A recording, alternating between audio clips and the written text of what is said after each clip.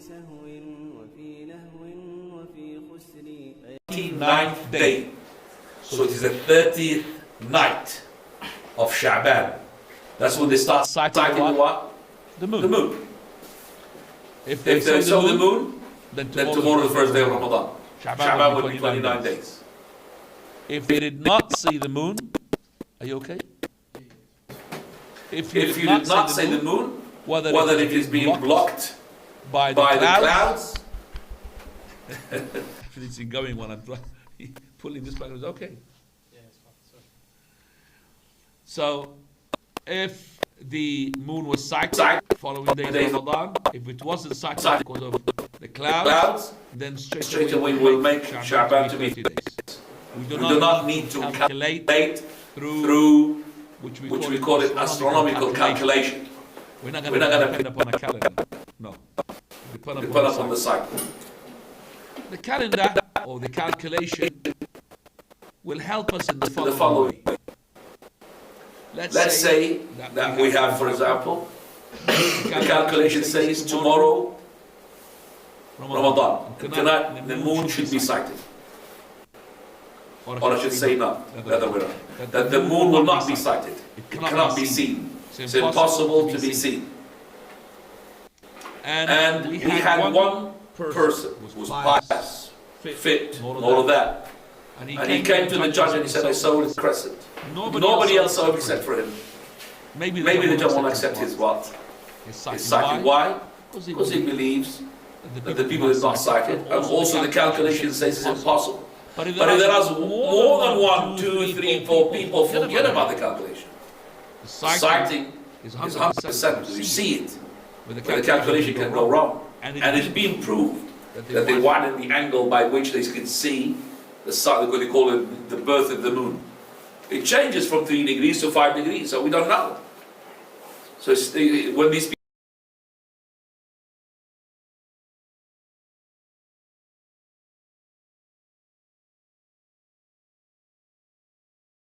the clouds in order to see if there is a moon or not.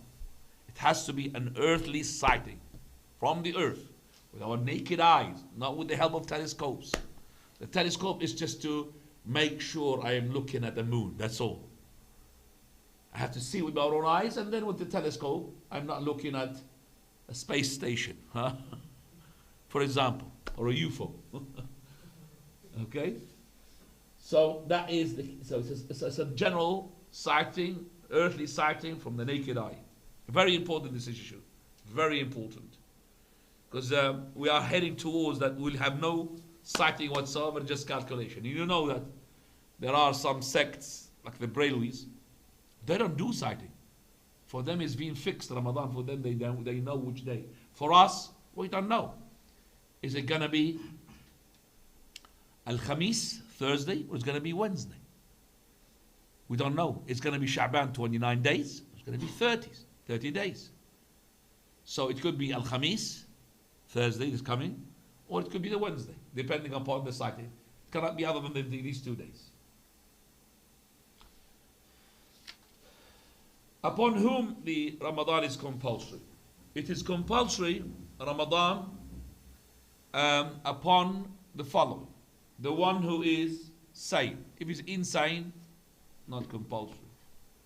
Any person who has got mental ability, it's not compulsory upon him.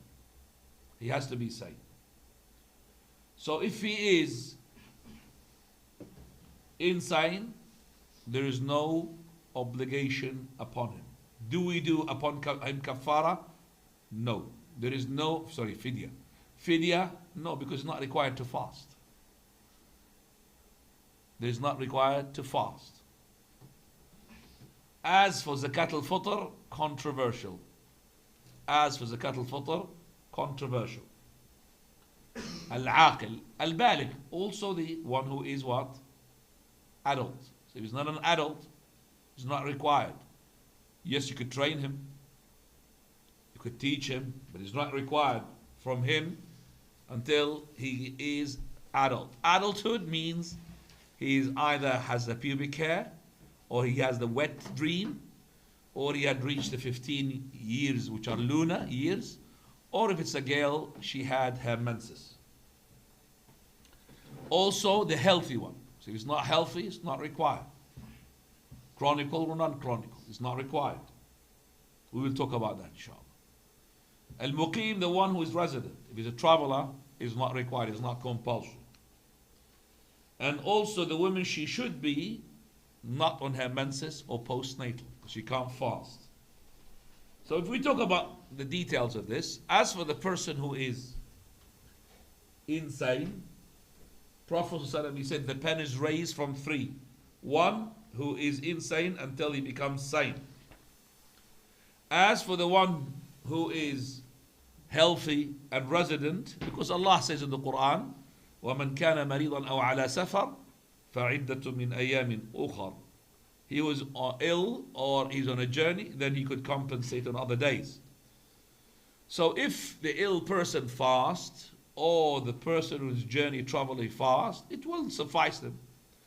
Because the breaking the fast during these days when they are ill or they are travelers is a concession. It's not they must. It's not they must break the fast. It is not like shortening the prayer. When they are travelers, they must shorten the prayer. As for the person who is in a journey and it's for him equal, or he's ill, his illness is not that much, it's for him is equal. Doctor, he didn't say to him, for example, he's going to harm you if you fast. So fasting and not fasting is equal. Which one is better? Scholars have differed. Some they say fasting is better. Some they say, no, breaking the fast is better. Well, that depends. Is this person going to find it easy for him later on to fast or not? So if it is, then we'll stick with the hadith of the Prophet of Allah. إِنَّ اللَّهَ يُحِبُّ أَن تُؤْتَى رُخَصُ. Allah loves for you to embark upon His concessions. Just like He hates for you to embark upon the sins. As much as Allah hates for you to sin, as much as Allah loves for you to take His what? His concession. So this person, it's better for him to break the fast because it's easy for him to compensate. But if it is equal, yet later on if he wants to compensate, he finds it hard, then it's better for him to fast. And the reason for this, Hadith Abi Darda radiallahu anhu, that he said we went with the Prophet ﷺ in the month of Ramadan and it was extremely hot. And one of us, we used to put his hand on top of his head because of the extreme heat. And no one is fasting amongst us except for two, Prophet ﷺ and Abdullah ibn Rawaha. Two people were fasting. The Prophet ﷺ and Abdullah ibn Rawaha. That tells us that the Prophet and Abdullah ibn Rawaha did not take the concession. Secondly, that if you fast is better because you will free yourself from this day, because maybe compensating for those days it will be delayed. And also it is always easier to fast along with the people. When everybody's fasting, easy for you to fast. So that's why fasting is better. Okay, because you're finding it difficult to compensate later. And also with the people, when everybody's fasting, you find it better and more easier for you. And also, when you fast, you are fasting in the Ramadan. Ramadan is better than to compensate a day other than Ramadan. But remember, the Prophet ﷺ, he said, لَيْسَ مِنَ الْبِرِّ الصِّيَامُ فِي السَّفَرِ. Don't you ever think there is extra righteousness if you fast in the travel? If you are a traveler, you think if I fast, I get more reward. No, it is not. So now that tells you which is better now. So we said, if it is going to harm you, then it's not allowed. It's no good to fast. Break your fast. If it's going to be extremely harmful, haram to fast. If it is exactly the same, then it depends. Is it easy for you to break your fast, to compensate? Easy for you? Then I would say break the fast because of the rukhsah. But if it's not easy, it's going to be difficult to compensate. It's the same to fast or not to fast, then I would say fast is better. What is required from the old man and the old woman, and also along with them, the person who is ill and his illness is chronicle, meaning long-term illness. So he who is finding himself in a difficult, because when you are old, you're going to get older. So if you're finding it difficult for you to fast because you're old, man or woman, or you are diagnosed with cancer, diagnosed with an illness which is going to take a long time, then there is the following option, and that is fidya. وَعَلَى الَّذِينَ يُطِيقُونَهُ فِدْيَةٌ طَعَامُ مِسْكِينٍ. The one who are able to fast but with difficulty, then they what? Fidya. Fidya is not kafara. Fidya is ransom. The alternative is to feed a poor person for every day you break your fast.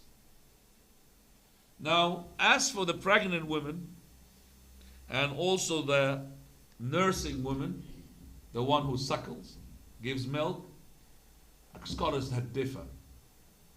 But the correct opinion, what Abdullah ibn Abbas has said, if these women, they fear for their babies, because maybe their milk will be affected if they fast, maybe the pregnant woman, she feels that she's going to be weaker or her baby will not be fed properly in her womb, then it's an option for her, and that is either she fasts or she gives the fidya.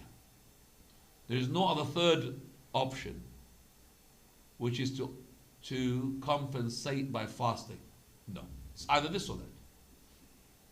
So, for example, if she broke the days, then she has to pay fidya. There is no just compensate later on. And then remember, the woman is from pregnancy to another pregnancy, from breastfeeding to pregnancy, and then from pregnancy to breastfeeding to pregnancy. It's a cycle. That's why Allah gave her the concession. So she pays it. So either she fasts Ramadan, or she doesn't and pay the fidya. But there is no such thing. If she doesn't fast, then she compensates by fasting, like the women who are on her menses, or the person who is ill and his illness is not long term, then he has to compensate by fasting other days. So the person who has broken his fast because he's a traveler, or because he's ill but it's not long term illness, then he has to compensate for those days. ASAP. Soon as able. And for the excuse that he could delay is more of an excuse to break the day. Listen to this principle.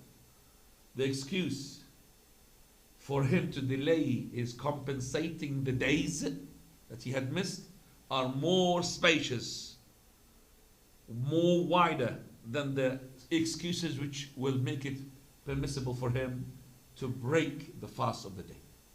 Because to break the fast of the day, you have to tight circumstances. But this one, you are, for example, today I'm tired. I'm not going to be compensating the missed day. Today, I've got a bit of headache. Today, I'm going to be seeing other people for guests. So no problem, you could postpone. No problem, you could postpone. Because you've got, as I said, spacious balance. But Allah, He said, وَسَارِعُوا إِلَى مَغْفِرَةٍ مِّن رَبِّكُمْ. Hasten your coming to the forgiveness of your Lord. And hastening mean here to fast. But she said, we, the women of the Prophet of Allah, whenever we have fast to do from the previous Ramadan, we can't do it until the following Sha'ban. That's 11 months later. Why? Because of the matter of the Prophet of Allah. When you are the wife of the president, definitely going to be much busier than the one who's wife of a normal person. She's the wife of, they are the wives of the president and the Prophet. So the Prophet of Allah used to be from guest to delegations, to war, to travel, lots of things. And that's why they don't have time for them to compensate their missed days until the following Sha'ban. Now we come to the pillars of the fast. And the pillars of the fast are as follows. Number one, intention. Intention, whether it is a pillar or a condition, it doesn't make a difference. The most important thing is that you have to have the intention. Now, this intention has in itself 4 conditions. The intention has 4 conditions. Number one, you have to be affirmative. The condition of the intention, you have to be affirmative. You can't just say, I might fast, I might not fast. You're not sure. No. Your intention, you're going to fast. Number 2 is that you have to specify. So your intention, you're fasting Ramadan. It's not you fasting Ramadan, or it could be the fasting of Al-Ithnain or voluntary, or it could be I'm fasting a vow. No, you're fasting Ramadan. It is obligatory fast. So you have to specify. Thirdly, so it is not enough, basically, it's not enough to say I'm fasting for general. Thirdly, yet you have to make this intention in the night precedes the day. So it is from sunset until dawn. And this is only for the obligatory fast. Meaning, if it's an obligatory fast, whether it's Ramadan or not, your intention to fast has to be after sunset, not before sunset, of the night that precedes that day, and before the Fajr, not after Fajr. But if it's a voluntary, no problem. If you woke up 10 o'clock and you found that your wife, she did not make you breakfast, or she made you a horrible breakfast if you don't want to eat it, there's no problem for you to say, I'm fasting, khalas. Because you didn't eat from Fajr. As long as you didn't eat from the Fajr, it doesn't matter the intention. So you could make the intention straight away, I'm fasting. That's a good way to get away from eating that breakfast. Tayyib, without bringing trouble to yourself.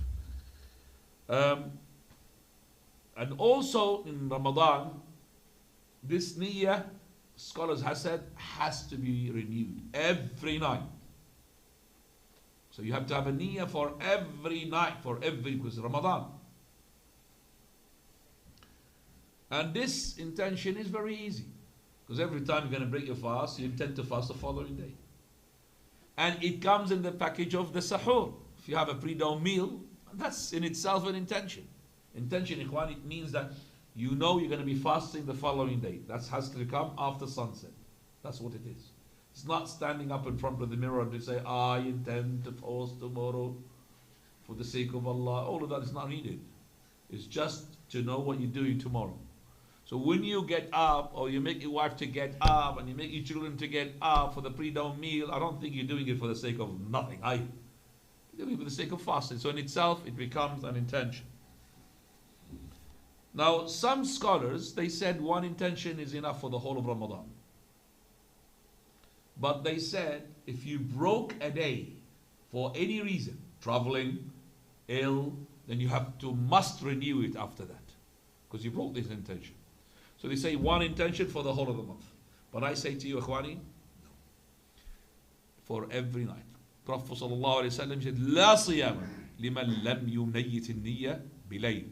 There is no fast for the person who does not make his intention the night before.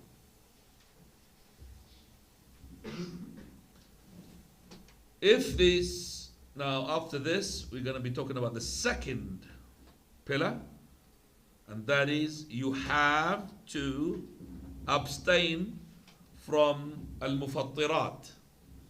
You have to abstain from mufattirat. Mufattirat, the breakers of the fast, from dawn until sunset. We're going to talk about them in a minute. So Allah Azza wa Jal, He had said, فَالْآنَ بَاشِرُوهُنْ وَابْتَغُوا مَا كَتَبَ اللَّهُ لَكُمْ وَكُلُوا وَاشْرَبُوا حَتَّى يَتَبَيَّنَ لَكُمُ الْخَيْطُ الْأَبْيَضُ مِنَ الْخَيْطِ الْأَسْوَدِ مِنَ الْفَجْرِ ثُمَّ أَتِمُّوا الصِّيَامَ إِلَى اللَّيْلِ. So you must abstain from the fast breakers from Fajr until sunset. طيب. What are the fast breakers? We've got 11. 9 which we take them on board, and 2 are controversial. First one, food. Whether it is food is beneficial or not beneficial, it breaks your fast. Whether it's a piece of paper, you chewed it and you swallowed it, okay, or whether it is a kebab, both of them will break the fast. Drink, whether it's beneficial or not beneficial, whether it's poisonous drink or good nice drink, whether it's petrol or diesel, you drank it, it will break your fast. So drink, because Allah did not specify. The third one, deliberate vomit. Deliberate vomit is the vomit that you go to exert yourself, push yourself to vomit. That's called the deliberate vomit. So if the vomit came by itself, it's overwhelmed you, overcome you, there's no problem. So you've got 3 now. Fourth, I'm doing it according to the book here. And by the way, not everything that I've just said is in the book. I've added, for example, the conditions of the intention. The hayd, the menstruation, the menstrual blood. This menstruation, if it came just before sunset, that day is invalid. If that menstruation kept going until just after Fajr, she cannot fast that day. She has to have menstruation free between sunset, between Fajr, between dawn and sunset. The nifas. Nifas means the postpartum, postnatal, post-childbirth bleeding. It's all the same thing. Meaning the woman who had delivered a baby, once her blood starts, then she cannot fast. Then jima'. Jima', which is intercourse. Intercourse. It is not simply the ejaculation. No. I'm talking about intercourse. And that's what the consensus. The Quran and the Sunnah and the consensus of the scholars. Intercourse. You've got now 6, you've got 7. 7 is the person's affirmed intention to break his fast. The person's affirmed intention to break his fast. If you have affirmed intention that you want to break your fast, you've broken your fast even if you haven't eaten. So during the day you said, it's too much for me, I can't continue, I want to break my fast. Khalas. You just made your intention to break your fast without any hesitation. Then you thought the bottle's got water, and it had got no water. Or you thought the plate's got food, or the kitchen's got food, it's got no food. Oh, let me continue. No, that day is gone. Finished. Because you had confirmed and affirmed the intention to break your fast. But if you had hesitating intention, like say, if I find water in that bottle, I will drink water, I will break my fast, and you went there to the bottle, there was, if I find any food in the kitchen, I will eat it, and you went to the kitchen, there was no food, you decided to continue, no problem.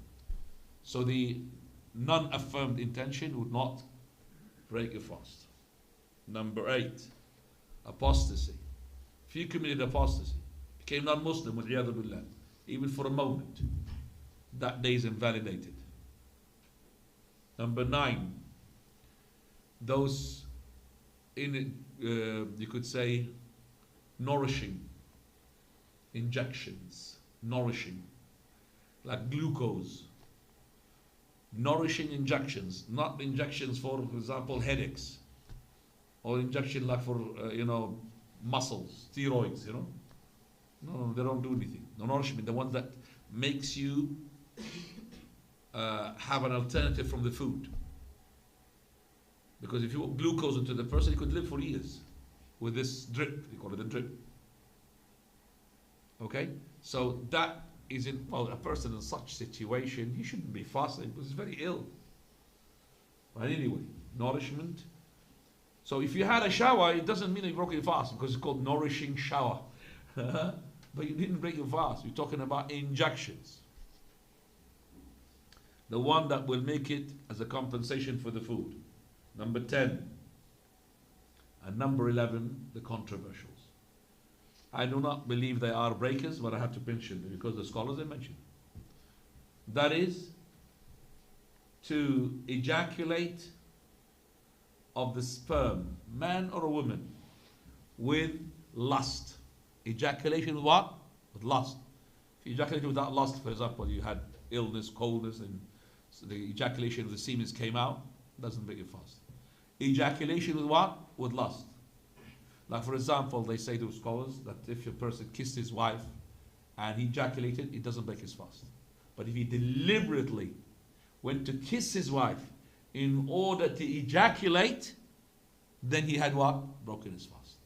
Do you understand? It has to be intentional ejaculation. And it has to be ejaculation. It means that there's something come out. And it has to be with lust. If there's no lust, it does not break the fast. So it has to be what? Deliberate. As I said, if he just kissed his wife, he didn't intend to ejaculate, no problem, they say. And that's the saying of our Shaykh ibn Uthaymeen, rahimahullah. And that's, as I said, controversial. Most of the scholars, they say it's a breaker of the fast. I follow the scholars who say that it doesn't break the fast. Number 11, and that is hijama, which is to discharge the blood with hijama, discharge the blood from the person. And this hadith was, yes, authentic, but it is mansukh, meaning abrogated. So the hadith of the hijama is mansukh, which is hadith mansukh by hadith Anas. The Prophet ﷺ did hijama at the end, so it was the later of the cases, the Prophet ﷺ made hijama. And Abdullah ibn Abbas, he said, breaking of the fast is for something to go in, not to come out. The blood is coming out here. Okay? Something to come in, to come inside the body. So, and also the hijama at the time of the Prophet was different. Hijama, Prophet ﷺ said, after al-hajim wal-mahjum. Person who did hijama and the person who has hijama done to him, both of them break the fast. Yeah, you understand the person whose blood has been gushing out of his blood, yeah, he broke his fast. What about the person who's making the hijama? Why he breaks the fast? Because of, as I said, the way that it's been done a long time ago. Now it's not. Now it's with air gun, isn't it? You put air gun, but before it was like a horn, qarn, or like a cone, I should say. And then they make the cutting of the body and they put the cone one end in the mouth, the one who's going to suck, and the other end on the body where you're going to suck the blood. So somehow maybe the blood will go in. That's why he will break his fast. But as I said, this hadith is abrogated, so it does not break the fast. So we're left with the 9, which most of them are consensus. I said most of them because the nourishing injections, some scholars they said they don't break the fast. Time. For these breakers of the fast, to break the fast, they have to fulfill 4 conditions. For these breakers I mentioned, okay, to break the fast, they have to fulfill 4 conditions. Of course, not the hayd and the nifas. Menses and postnatal is not in them. So let's just talk about these, inshallah, after the break of 10 minutes. تولى العمر في سهو وفي لهو